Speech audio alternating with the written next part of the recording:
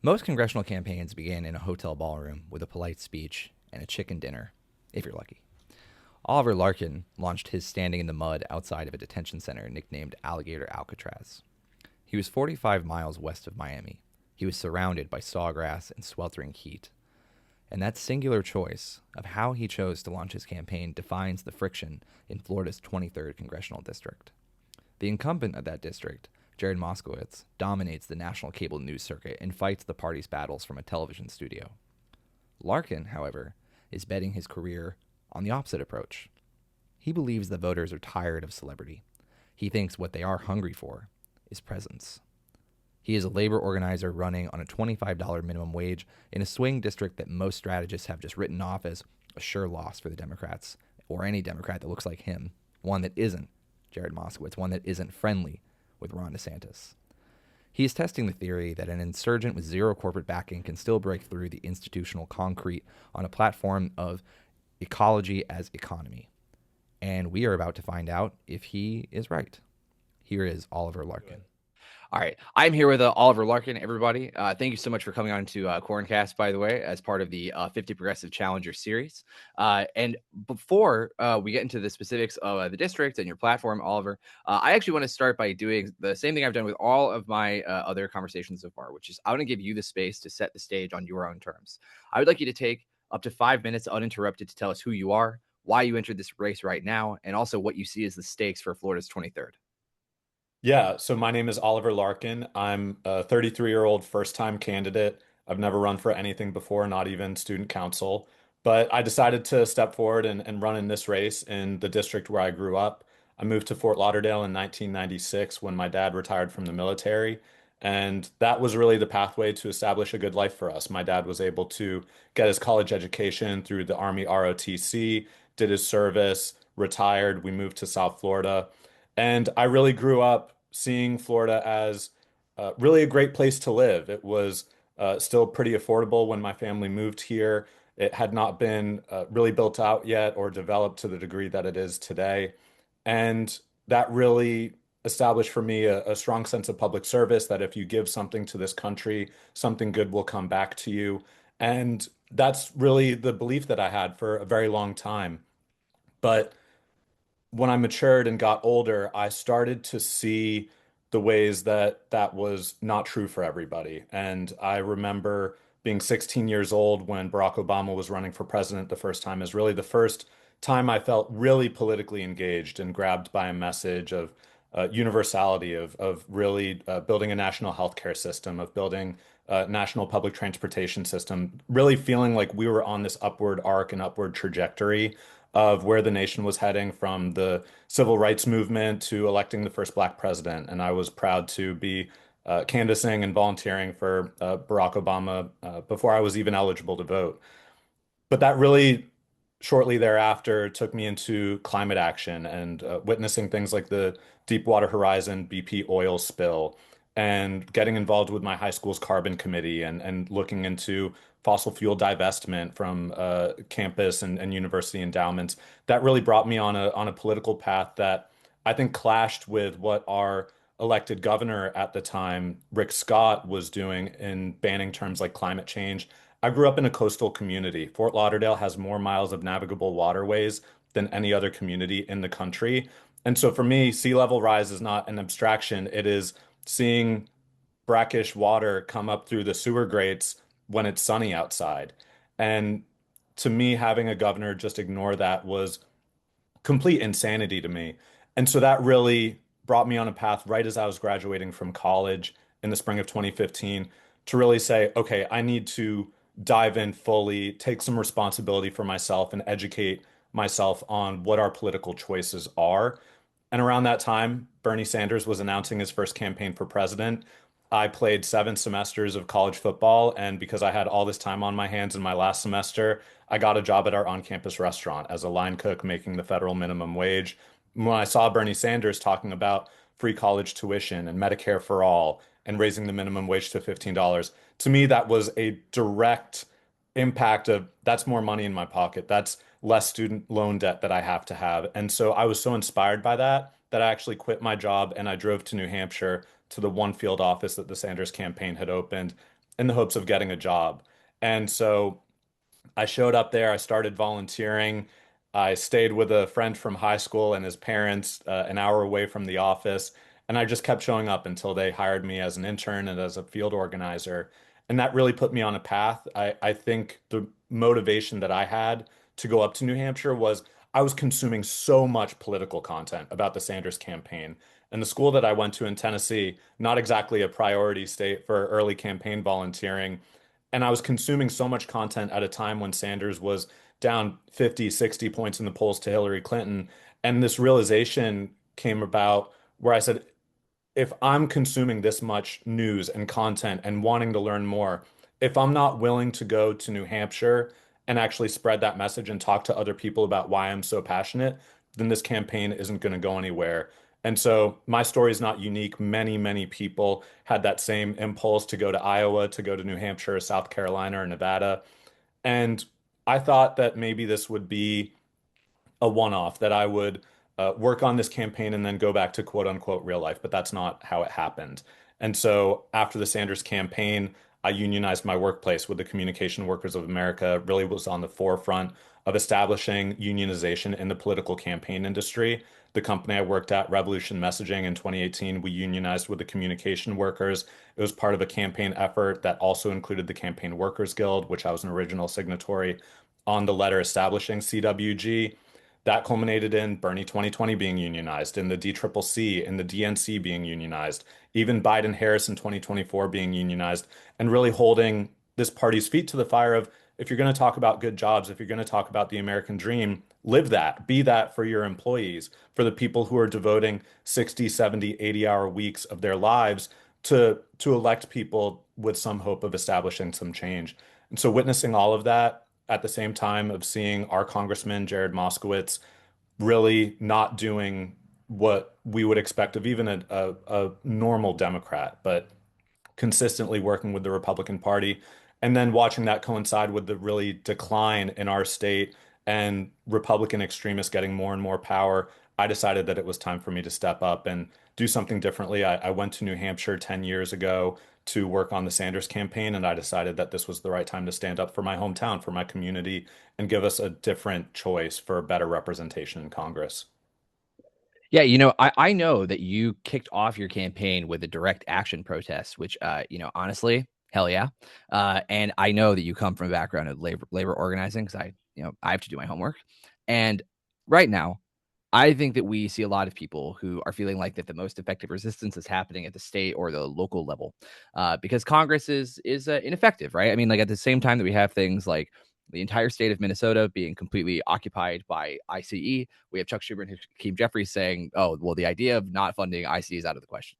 And with those being the realities, right? I'm curious, why go to the House? Like, why do you view the House as being the best tool for the kind of change that you want to make for Floridians? Like, why leave the picket line for a body that many people feel is just like totally and effortlessly broken? Yeah, when considering the different types of office here in Florida, we've got state preemption laws that prevent a lot of local municipalities from actually doing anything regarding gun violence, regarding pollution, regarding minimum wage and labor standards. In the Miami-Dade County, they've tried to have worker heat protections. DeSantis has repealed those so that bosses can keep workers on the job in the 90-degree heat and humidity until they collapse without shade, without water and food breaks. So locally, we've got state preemption laws. In Tallahassee, the state is so horribly gerrymandered at the legislative level. I was born in the year 1992.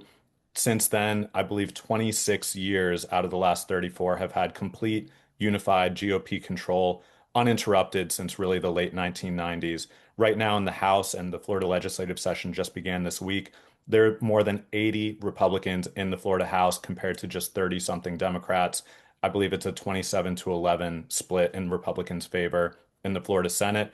So I believe it is a noble pursuit to go to municipal, local, or state office, but it's not going to deliver the kind of change that we need to see in really rapid succession to address the authoritarian crisis, the climate crisis, and the cost of living crisis. And so that is why I see Congress as really the sole body for Floridians to really be able to effectuate the kind of change that we need.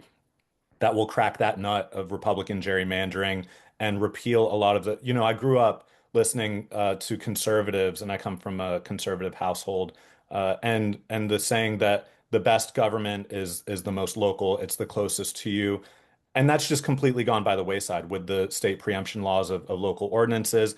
And now what we're seeing with what the Trump administration is doing in terms of violating state sovereignty and sending ICE into states, even municipalities that do not explicitly do not want it there. So I really see Congress as the final backstop where we need to take a stand and hold the line against this authoritarianism and actually enact the kinds of changes that we need to see with expanding the Supreme Court, reforming the federal judiciary, implementing term limits, all of these things that we see Republicans legislating from the bench to stop a lot of progressive legislation. Only Congress is going to be able to have the impact on the judiciary, on voting rights, on federal elections that we need to see to restore some balance and some real integrity to the system that more and more people are losing trust in. So I think Congress is the way to do that. I can definitely respect that perspective, but I think also you and I have to acknowledge the sort of political origination of your own life, right? And see the through line that got you here. Here's what I mean by that.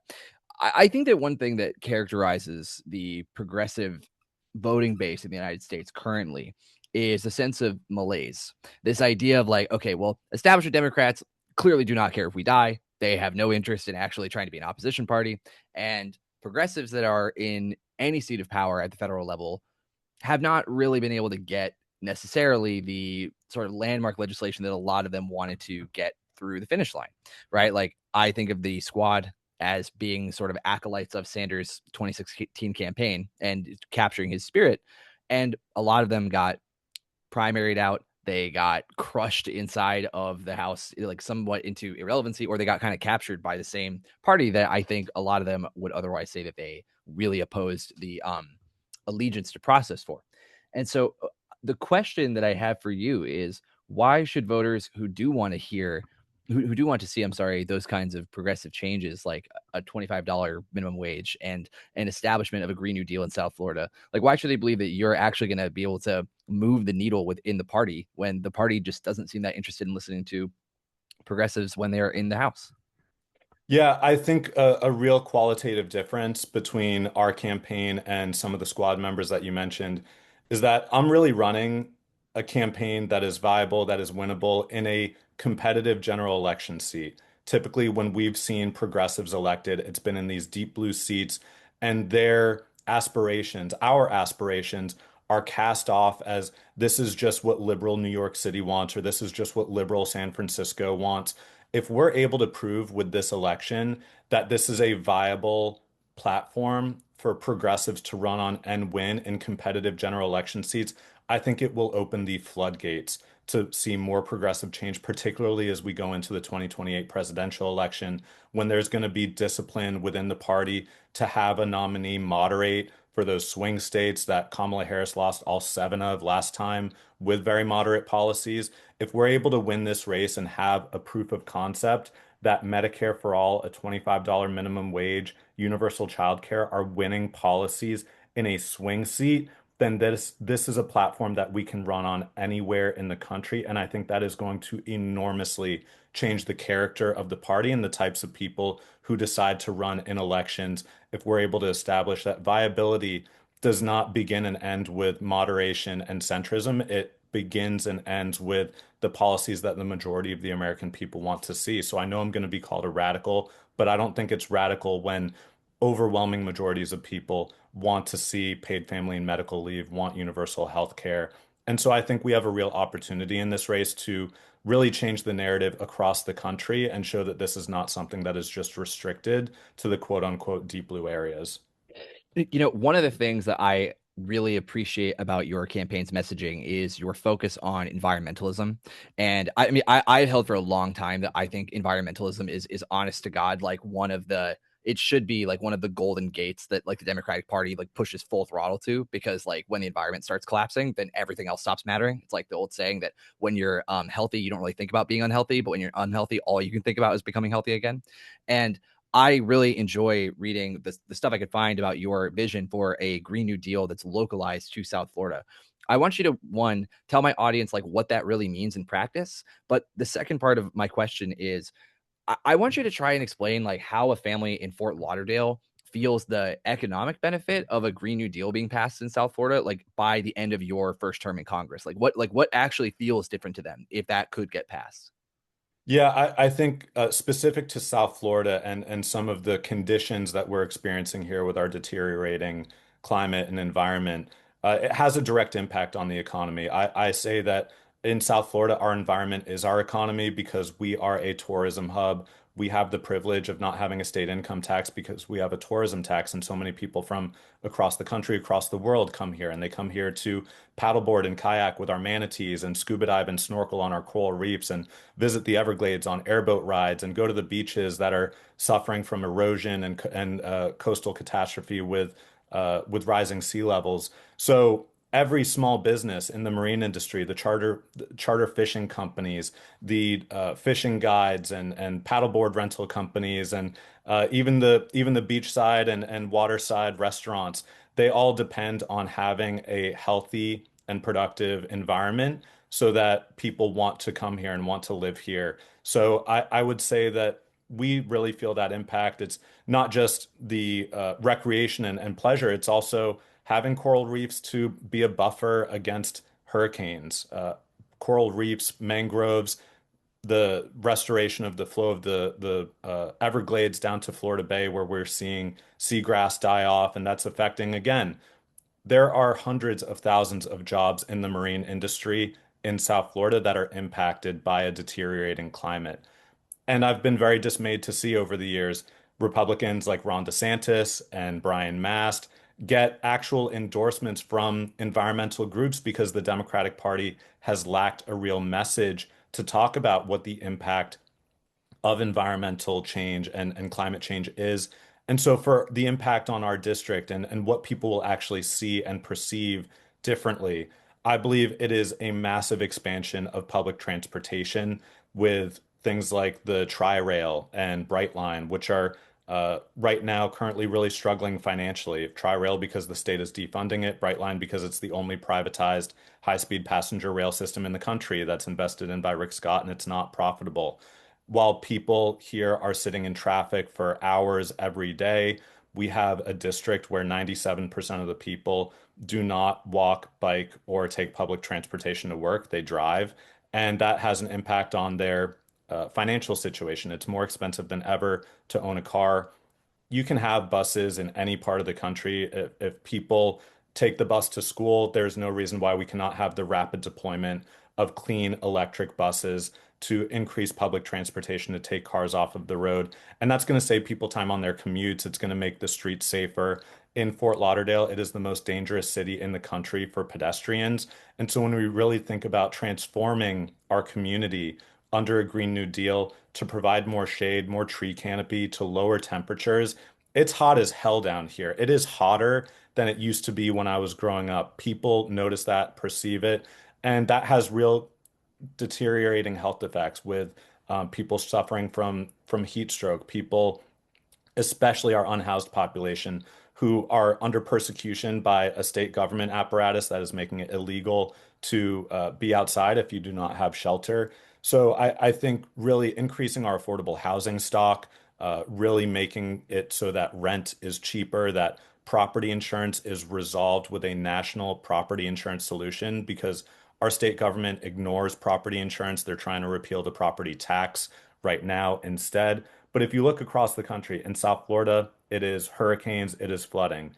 But if you go to Nevada or California, people are struggling with their homeowners and property insurance because of wildfires. So climate change, it has its localized impacts, but it is a national and, in fact, a global issue. And so when we pass a Green New Deal in Congress, it is going to include property insurance relief so that people are not completely left without the shirt on their back when a storm rips through and a private insurer cannot afford to pay out their insurance claims. We've seen that time and time again in Florida with private insurers pulling out and people left with really nothing at all. And so this is a social insurance policy. It is something that is going to qualitatively improve our quality of life and just make it better to live in South Florida with more public spaces. Really, the things that people move here for.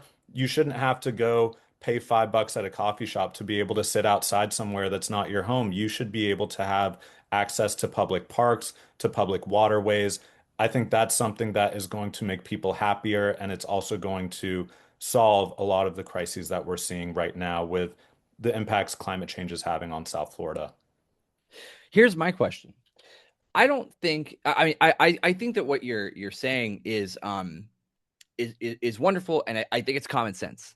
But you mentioned that like in the political context that Florida Democrats exist in, that they're not the people getting these like environmental groups to endorse them. It's like Ron DeSantis. How is that possible?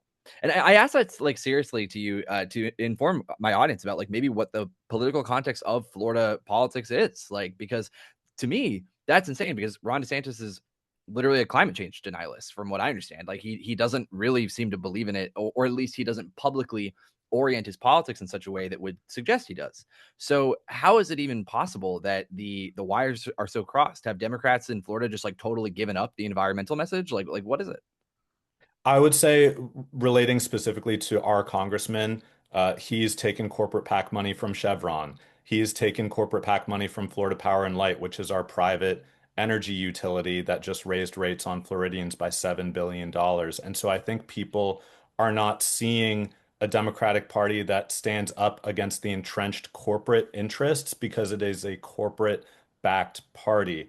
And the Republican Party certainly is as well, but they've had a more sophisticated messaging guidance where Democrats, I think, just default and think, well, people should know that we're the environmental party. And I think there's a sense of entitlement to receiving people's votes, even when they're not making an affirmative case for why that should be the case. And again, with our corporate funded congressmen, I think people just do not see them really standing up and fighting for what most people believe in. They're trying to moderate their position to conform to what do I need to get 5% of Republicans to vote for me in the general election when you're leaving massive swaths of people who just don't see any reason to vote at all. And so I think that's why we're seeing a decline in party registration on the Democratic side in Florida. Republicans have made massive gains. Part of it is because they're rigging the electoral system and purging voter rolls and causing people to go inactive and making Mhm. vote by mail harder to access from one election cycle to the next. But it also has to do with the corporate funding of the party. And I mentioned Florida Power and Light specifically because they contribute to my opponent, and they also were one of the sponsors at last year's Florida Leadership Blue Conference for the Democratic Party. So when your entire party apparatus is being funded by a private utility that relies on fossil fuels to extract a profit from people, and people are seeing their energy costs go up, and not a Democratic Party that's willing to stand up and fight against that, then yeah, you're going to lose people and become susceptible to Republicans who do talk about, conservation, not climate change, but the kind of Teddy Mhm. Roosevelt style. We want to conserve Florida. It's why you see Rick Scott and others, the entire Republican congressional delegation, they always oppose oil drilling off the coast of Florida. Maybe not Louisiana, maybe not Georgia. Right. And so it's hollow. It's completely hollow, but it's more than what the Democratic Party is offering because people expect more out of the Democratic Party. And so when they hear the same thing, they say, well, I know what I'm getting with the Republican Party, and if it's a wash on the environment, then maybe I can, have lower taxes or whatever the case may be for why people vote for Republicans. I just think there's a fuzziness around what a Florida Democrat stands for when it comes to environmental policy. And I think it needs to be 100% clean, renewable energy, complete phase out of fossil fuel extraction and burning. But that's an ethos that the entire party needs to take up, not just candidates like me. I know that you are somebody who has made it clear that you reject corporate PAC money entirely, and you're relying entirely on small donations, which obviously is kind of a harken back, I think, to the timbre of political fundraising that Sanders really tried to kick off in 2016 and lived through. And obviously, this does put you at like a pretty significant financial disadvantage, especially against like an incumbent who has a massive war chest. But I also know that some of the candidates I've spoken to who have taken similar stances to you actually have told me that it is less a constraint and it's actually just like a springboard for a different campaign entirely. And I want to know from you, like, how does having that financial independence change the way that you actually talk to voters? Like, what does it help you learn about them? How does it help you talk differently to them? What does it open up new opportunities to just go and talk to entirely different groups of voters than you otherwise would if you were like taking corporate PAC money? Like, how is it actually fundamentally changing how it is that you are discovering what Floridians in your district care about? Yeah, I think I'm so familiar with candidates that don't take corporate PAC money because those are the candidates that I've supported over a decade working as an activist and as a strategist within the party. But it's a new thing in South Florida. And I've seen literally in rooms with a few hundred people at some of these Democratic Club luncheons, when I have my 30 seconds on the microphone, the moment where people visibly lean forward in their chairs is when I say I'm not taking corporate PAC money because I think it speaks to something that is more fundamental about our politics in general, not just at a partisan level, but overarching. People feel that both parties are completely corrupt, they're bought off, and so they're just not going to be responsive or even caring of what the average ordinary person says. So I see that when I go to these meetings. We hear it on the doors. We've been canvassing door to door in Broward and Palm Beach counties for the last several months. And people say, well, is it even possible to win when you don't take corporate PAC money? A lot of people just do not see the possibility. But then when they see me and our volunteers and we're out doing stuff and we're creating content, we're getting in the news and we're actually inspiring people in a new way, it creates a lot of belief. And I think that builds a bond that I've seen with volunteers who come to us because of this no corporate PAC money message. And it keeps them involved in the campaign, not just for one canvas or one meeting, but actually continuing to build that relationship to develop their own leadership and to bring new people into the campaign because they see this as something that is really new and exciting and going against the sort of diminishing efficacy that I think we've seen of candidates who take corporate PAC money and then have to hedge or not take the bold universal stances. They try to means test everything to appease their corporate and billionaire backed donors. So I think this is something that's very new for South Florida. We have again, this is a party apparatus that has been very much controlled by corporate interests.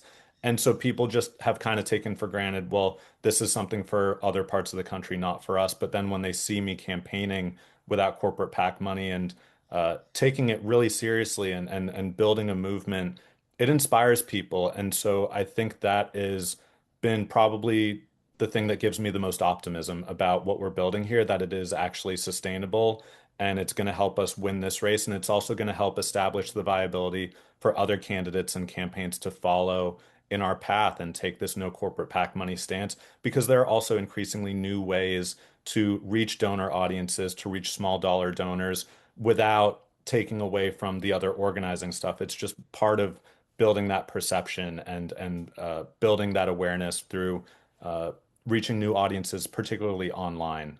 So I think that's been one of the most inspiring things, and I think giving us a lot of viability because it's a clear contrast with many other corporate Democrats and gives us some viability in the general election against a Republican Party that is also very much controlled by corporate interests. Yeah, I think that's wonderful to hear. And kind of building on some things we've touched on already in this conversation where it's clear that the conventional wisdom says that like a race like yours or a candidacy like yours is just like dead in the water in such a competitive district. And you obviously are testing this sort of opposite hypothesis, right? That like running on a bold progressive platform actually expands the electorate. And knowing that your lack of taking corporate PAC money like opens you up to being so much more principled because there's nobody else buying your principles. I do want you to articulate to my audience, like, can you paint a vision of like who are the voters that you are turning out that the Democratic Party like usually leaves behind? Most of my audience doesn't live in South Florida, right? Like they are all over the country. They're in California, they're in Texas, they're in Iowa, they're in Chicago, they're in North Carolina. But like they, I think, look at Florida, the ability of a progressive to win in like deep red Florida as, like you said earlier, like a proxy of what is potentially possible on the national level. So when you're out there or when your canvassers are out there, like who are they talking to? Like what are these people? Who are these people? Like what do they tell you that they care the most about? What is their background? Like paint us a picture. Yeah, I'll say, just to frame this, there's one really important statistic to know about Florida in the context of Republicans, dominating our constitutional offices, the congressional delegation. There's one strong majority in the state of Florida, and it is the number of people that are considering leaving because of the affordability crisis. Florida Atlantic University, which is a public university within our district in Boca Raton, polled last fall and found that one quarter of Floridians are seriously considering leaving the state. Another quarter are somewhat considering leaving the state due to the affordability crisis. That right there is an electoral majority, the same as when 60% plus voted for a $15 minimum wage on our minimum wage constitutional ballot referendum in 2020. There are strong majorities of people in the state of Florida that care about affordability. Doesn't matter what party you're in, your bill at the end of the month, your rent, doesn't care whether you vote Democrat, Republican, or don't vote at all. So I would say the affordability crisis and people who rent, people who are struggling with their property insurance, this is a clear issue where people are united and looking for a change. I would say, just to take some segments of the population and people who are really responsive to what we're building here. Florida Atlantic University, as I mentioned, is a public university with 31,000 enrolled students. It is a massive school. It's a lot of commuters, so it's a lot of people who not just attend school but live locally in Broward and Palm Beach County. FAU was the first university in the entire country to voluntarily enter into a 287G agreement with ICE, deputizing the campus police force to work with ICE. Our Congressman Jared Moskowitz was not only the only Democrat in the state of Florida to vote for the Laken Riley Act that gave ICE this power to violate people's due process, he actually wrote the personal letter of recommendation for a private prison executive, Adam Hasner, who was formerly a House Majority Leader in the Republican Party, to become president of FAU with no higher education experience whatsoever. We have a Democratic congressman who recommended a private prison executive to lead a public university. So that has incensed the FAU faculty, the student body, and the broader campus community. Our congressman was also the first Democrat in the entire country to join the Doge caucus. Jared Moskowitz joined Elon Musk's caucus within weeks of the election. We have a older district. We have a lot of seniors, a lot of people who rely on Social Security. We were just out yesterday with the AFGE union for the Social Security Day of Action to fully staff the Social Security Administration, pay workers a living wage, and make billionaires pay their fair share. So we have seniors that are concerned about the cuts that Doge has made, not just to Medicare, Medicaid, and Social Security, but also their children who maybe work in the federal government, who worked at USAID, who are government attorneys who have been furloughed or laid off and lost their jobs. People are really motivated against this Doge effort, this Elon Musk effort. And Elon Musk, just as a tidbit, also tried to get a Tesla only tunnel built in the city of Fort Lauderdale. The Fort Lauderdale City Commission gave his boring company a $500,000 check to study its viability. It went absolutely nowhere. So Jared Moskowitz should have known better when Elon Musk was hustling our local municipalities that he was going to try to shake down the federal government as well. So the older population. I would also say people who are really just upset with the Democratic Party working with Republicans. Jared Moskowitz was appointed not once, but twice by our Republican governor, Ron DeSantis, to different political appointments. And when people hear that, with what the DeSantis administration is doing to attack LGBTQ equality, with public expression, with our Pride Flag street art, with the Alligator Alcatraz detention center that has been opened up in the Florida Everglades, when they see our congressman failing or hesitating to speak out against the DeSantis administration policies because he's been a political patron of Ron DeSantis, that rubs people really the wrong way. And so when Yeah. you look at activist groups, when you look at seniors, when you look at college students and working class people and immigrant communities, they're all been thrown under the bus by our Congressman Jared Moskowitz. And so we really feel strongly about the coalition that we're building, in addition to the labor movement. Again, a corporate funded congressman who's siding with management and taking money from the manager's side when he's trying to get he's going to need the votes of working people to win the election. And if he doesn't have it, that's a real electoral liability. And so we're trying to bring the labor movement into our campaign and show that there's really someone standing on the side of working people. I mentioned the AFGE event yesterday. We've been on the picket line with Starbucks Workers United. There's a recently unionized Starbucks store in Palm Beach County, right outside of the district. And we're hoping that there will be more actions like that, more labor, militarism, and people Yeah. really willing to fight for working class jobs, and then seeing a candidate who's willing to stand by their side in solidarity. So those are the sorts of groups that we're pulling from to really build a winning electoral majority. Now, there is one group that I do know is in Florida 23rd, which is that there is and correct me if I'm wrong about this. It's my understanding that there is a very large Jewish community in Florida's 23rd. And you and your campaign have taken a very clear, strong stance regarding AIPAC's influence in American politics and also the genocide that is happening in Palestine that differs from the incumbent. And knowing how wide of a tent you are trying to build, I am curious about your approach to coalition building with these two pieces of context in play. When you are speaking to the older voters in this district who are, I'm sure some of them do feel some level of alienation or discomfort by the principled stance that you've taken. How are you bridging that gap? Like, how do you bring them into your movement and ensure that they also feel represented by you, or at the very least feel that you are a better representative of their interest than somebody like, you know, like Moskowitz? Like, Yeah. And I should note here that he just voted to approve another $3.3 billion in U.S. military aid to Israel. I'm just following what the international world has assessed, which is that Israel is committing genocide and that it is guilty of apartheid. The United Nations, even Israeli organizations like B'Tselem, the human rights group, have assessed Israel as committing genocide. And I think that is a tragedy.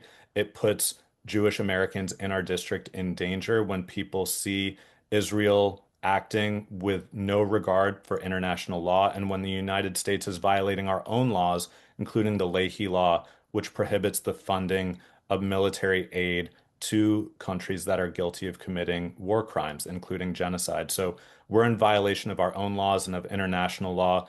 And this is not some deep conspiracy. This is the assessment of the global community. And so if the United States does not follow that assessment and act accordingly, we are putting ourselves on an island that is only going to endanger us further.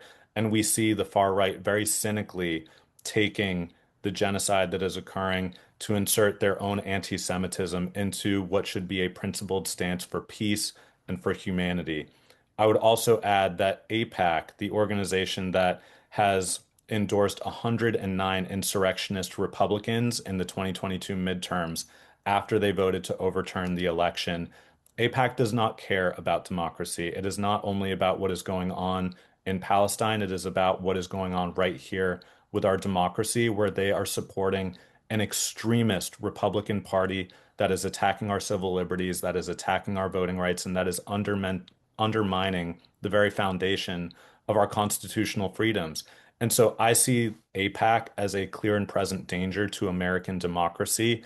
I think that they need to register as a foreign agent, and we need to have candidates, particularly in the Democratic Party, reject AIPAC donations because they come from a right-wing, billionaire, corporate-funded class of donors that is shoveling money at Donald Trump and the Republican Party. This is about self-preservation. And I think, furthermore, we need to reorient United States foreign policy more broadly because it is the United States funding militarism and genocide in Gaza, but it is also the United States taking out Maduro in Venezuela. It is threatening to invade Greenland or threatening Cuba.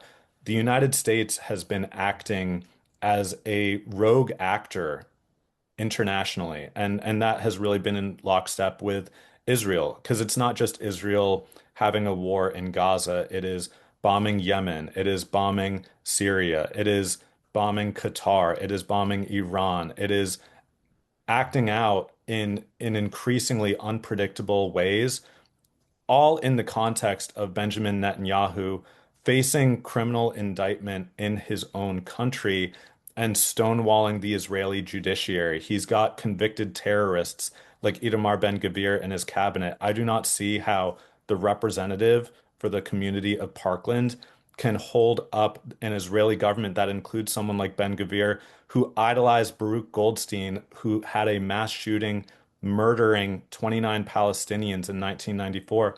Itamar Ben-Gvir had that mass shooter's portrait hanging on his wall. He idolized him. Why is this extremist government worthy of the United States support? So I think we really need to contextualize that if we're going to keep all of our communities safe, including Jewish Americans, we cannot continue to fund an extremist movement that creates more and more extremism on all sides. We need to promote peace. We need to promote humanitarianism. We need to follow international law. That's really what this is about. I know it is a difficult conversation for many who grew up in the wake of World War II and the Holocaust, seeing Israel as a beacon of hope and of safety for the Jewish people. But I want to make sure that the United States is safe for Jewish Americans. And we've seen, again, like I mentioned, the far right. We've had neo-Nazi protesters in the state of Florida, and Ron DeSantis has not said anything about them. We've seen Donald Trump talk about how there were good people on sides with the Charlottesville rally that included neo-Nazis. This is the danger of what silence on this issue in the United States has brought us, and focusing on Israel and then using anti-Semitism very cynically as a shield to obscure complicity in genocide and apartheid. It endangers our communities here, including Jewish Americans. And so we cannot allow for that very cynical deflection to be used, because it does have very deleterious effects on a community here. Absolutely. Now, I appreciate the comprehensiveness of that answer.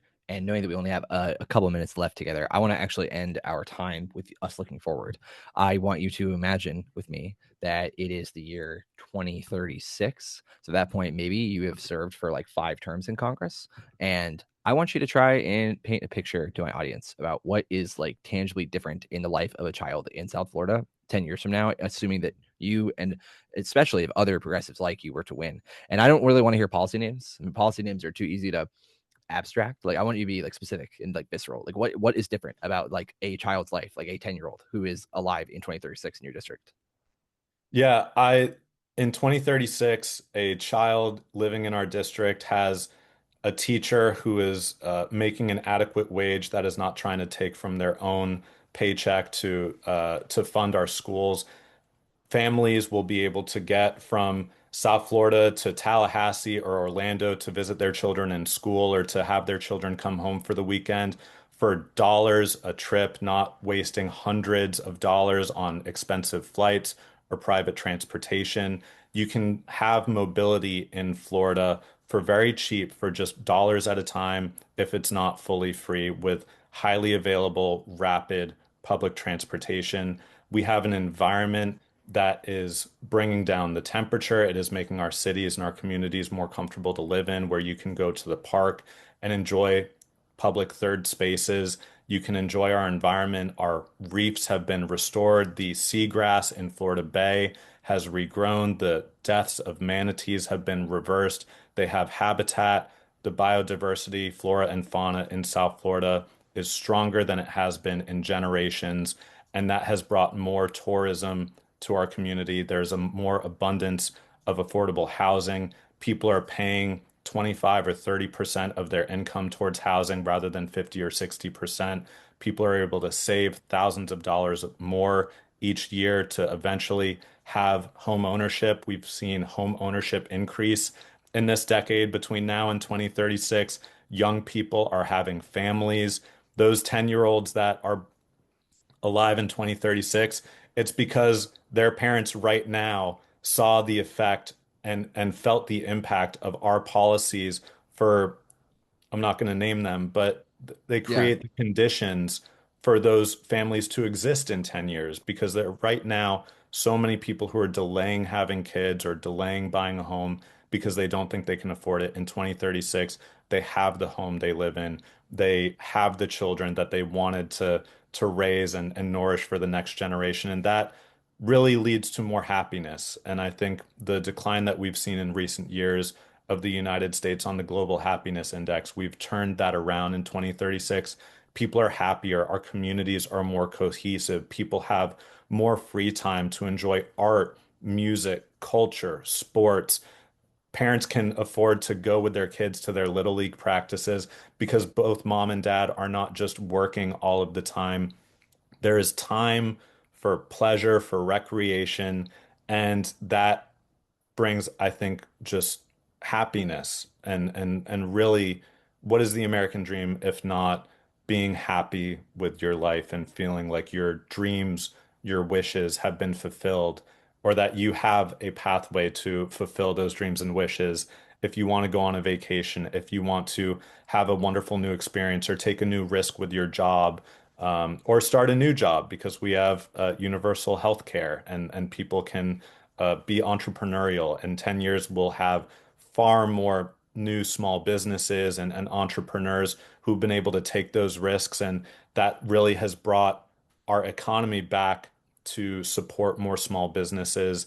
And we've taken on and taken a big bite out of the corporate big box stores and brands, so that there's a lot more diversity in our economy. And I think that builds culture. It builds an American character that I think is really independent and distinct from the kind of corporate character that I think we see memed all the time of even with Greenland. Can't wait to see, Yeah. this strip mall of McDonald's and Yeah. Kohl's Yeah. in 10 years. I think we'll see something that's a lot more organic and new and optimistic. And that's really what gives me hope is like when I close my eyes and see that vision for what South Florida is like and for what it's like to grow up as a kid in that environment, that makes me really, really excited and really hopeful.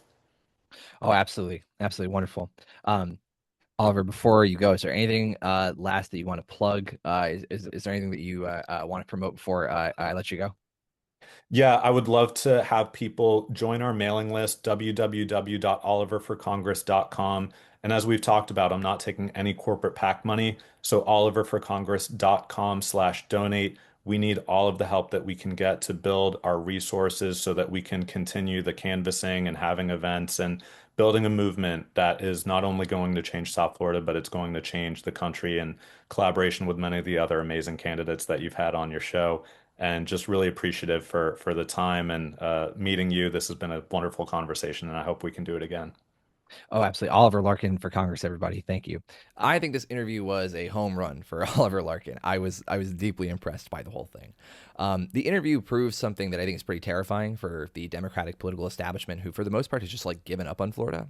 And what it proves to me is that insurgent candidates like Larkin, they are themselves the mathematicians who should be listened to. Larkin really could have spent a lot of this entire interview complaining about the dynamics of the race and how many things are stacked against him. And he just didn't do that. I mean, what Larkin did instead was he kind of diagrammed the system itself that keeps South Florida from being able to realize its full potential. I think that the most explosive moment of the whole interview was where he helped connect the dots on what's happening in Florida Atlantic University. And I think that you'd be forgiven if you missed it, right? If you weren't listening super closely. What he outlines is that the current university president is himself a former private prison executive. And what Larkin notes is that his opponent in the race, Jared Moskowitz, wrote the recommendation letter for that same executive. And that choice connects directly to campus police effectively becoming ICE agents. And what that does here is it makes a national talking point become a sore spot of local betrayal. And I just think that's so important to not shy away from. I also think that I was very impressed by how he articulated his thoughts on like entering a sort of broken Congress. It felt very tactical. He mentioned how Ron DeSantis has used state preemption to strip local cities of their power. And, he mentioned that like you can't pass a heat protection ordinance in Miami because Tallahassee bans it on the state level. And so your only recourse then is to go to Washington.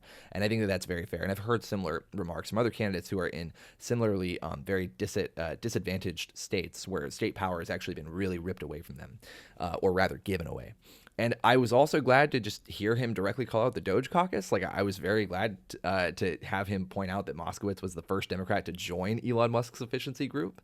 And I think it was good that Larkin reminded us that Musk already took Fort Lauderdale for a ride with a tunnel project that went nowhere. I think it's good that he reminds people that, like, the current Democratic Party that is in bed with billionaires is no more your friend than the Republicans who invite them in the door.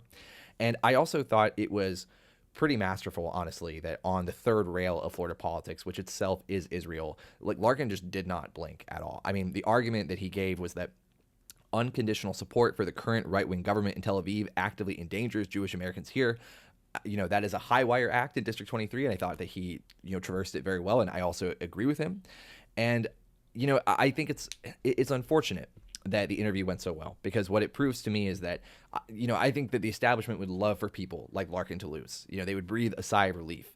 But it also at the same time should energize me and energize you to support people like him, because a win would mean that, yes, he's beaten an incumbent, but it also proves that like labor organizers can outmaneuver Democratic Party celebrities on their own turf. And I think that that's the exact kind of energy that we need going forward. So overall, just an incredible interview. Very impressed. I want to thank Oliver Larkin for coming on Corncast, and I want to thank all of you for watching as always.